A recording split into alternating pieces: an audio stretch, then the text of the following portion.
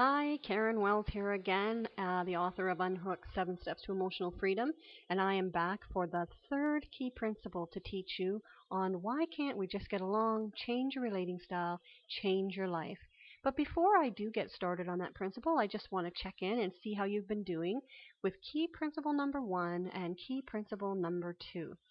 Key principle number 1, I asked you to get to know others. And have you been able to really evaluate how some of the people in your life are relating to you and how you see them relating to other people? Have you become more aware of that so you can respond to them differently? And what about with yourself? Have you been digging a little deep into your own self and getting to know yourself better so you can see where you can grow and where you can adjust how you might be relating to people or even how you're responding to other people? I hope you have, because it's really going to help you with our key principle number 3, which is know how to say what you need. Now, what I'm going to teach you isn't something that I've necessarily developed. This is a pretty common formula, I guess you can say, on how to present your needs to someone in a way that they will understand you better and that you will get a better response back from them. So as I go through them, just remember that this is a pretty common way to become more assertive in your conversation. So the first thing that you want to do is state how you feel. You want to talk about the emotions here. This is where you want to start, is how you feel, not at what you're seeing or not at what that other person might be doing or saying, but you want to state your feeling. So this is going to take you some time to do a little bit of digging and figure out exactly what you do feel so that you can state it as clearly as possible. After you share how you feel, you want to talk about when. I feel whatever it is, when, and describe the unacceptable behavior. Describe the behavior of what you see going on. Be sure that you don't start pinpointing at the person's character or those kind of actions, but what you want to pinpoint is that actual behavior. After you have told them that, you want to explain the because of it. You want to state how that behavior impacts you. You want to really dig into what does it mean to you that this person is doing this or saying that. It makes you feel something, but how does it impact you? How does it impact about what you're going to do or how you feel you want to be in relationship with them? Those kind of things.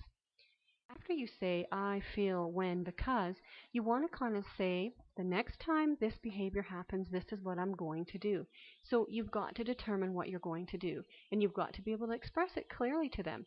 I think about this in regards to the telephone. Sometimes I think the telephone owns people more than people own their telephone, because I hear a lot of people struggling about how they were abused on the phone by someone, and someone called, and that a person was verbally aggressive with them, and sometimes they say, oh, I hate answering my phone because I just know so-and-so is going to be on there and be rude to me. And I'm kind of like, okay, so if you're going to answer that phone, do you not think you can have some boundaries about what you're willing to listen to? Oh, I just kind of have to put up with them. No, you don't. What you want to do is share how you feel when they speak like that, and you express whatever they're saying, and then you say, when you do that, if it happens again, I'm going to maybe hang up your phone. That's a possibility. And you can make that clear to them. If this continues, if you do this to me, I am going to hang up the phone. And then you just be willing to hang up the phone.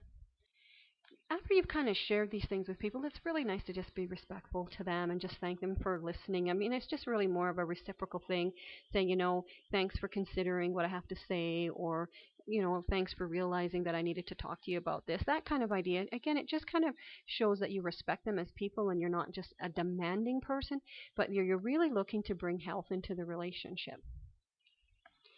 Unfortunately, sometimes people choose not to change their behavior. And if you have tried, with all honesty, to bring health into your relationship and the other person is not at all willing to shift how they're treating you, you may have to get to the point where you have to have a huge consequence, a more detrimental consequence. Because remember, the goal here is to be healthy. And if someone is consistently in your life that is causing you to be unhealthy, no one's going to fare well from that. But this is an important point. You got to be sure that you mean what you say. You can't just say things out of hurt and anger and frustration and being in a weak moment and then not follow through. So this is more of that heavy consequence. And I know sometimes people have to do that. Sometimes people have to actually quit their jobs because their boss is just so hard to work with, and that this person is going to work every day and just being worn out from them, and the boss is unwilling to shift. Sometimes your children, as older children who may still live at home or in relationship with you, just tend to abuse and abuse, and you have to set a boundary about whether or not they can live in your home sometimes. Sometimes you have to talk to your partner and say, look, there has to be some shifts here, or we're going to have to figure out just a little way to have a reprieve from each other so we can heal a bit, so that we can make this relationship work. There's many reasons why sometimes people have to make that stronger consequence. And of course, this is a last resort. But building healthy boundaries for your life long term is really important, because if you don't, you will live years and years and years in pain and in agony and in hopelessness, which is not what God wants for you. And I'm pretty sure that's not what you want for yourself. So here is my question. How can presenting your needs to others in this way that I've mentioned to you, in that I feel when, because, if this happens, and this is what I'm going to do, and if it doesn't quit happening, this is what I'm going to do, how can that change the outcomes in your life? Just think about it. Imagine, I'm sure there's someone's popped into your mind. What if you actually tried this? What would the outcome be? So that leads me to your homework, which is I would like you to pick one relationship in your life and begin implementing this strategy. Just start with one. Don't try and change every relationship all at once, because takes a little bit of time and it takes a little bit of work. So pick that one person and just begin implementing it. Even if you see some small shifts towards more health, you are way ahead of the game. So this is what I really want you to do, is write down the name, begin kind of writing out how you might say things to them, and begin changing the way you relate to them.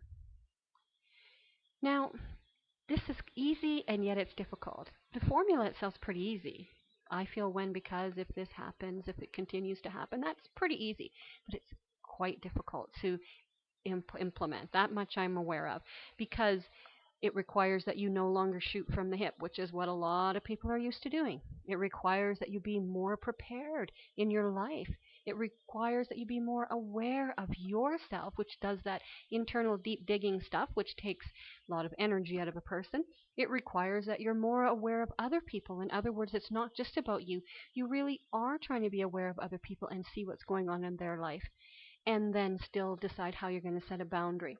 It requires you to develop patience, because sometimes the shifts take a while. And it does require you to have courage, because it is a little bit of a knee-knocking experience to decide to change things in your life.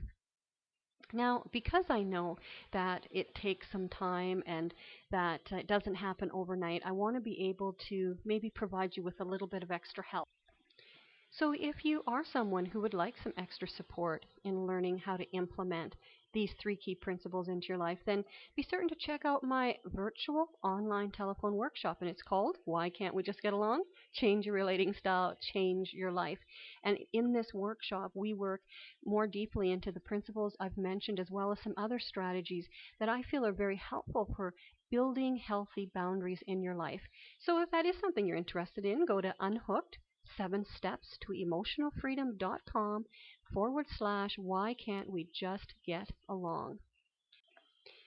And of course, if you do have any comments or thoughts or questions that you'd like to share with me, just send them on to me.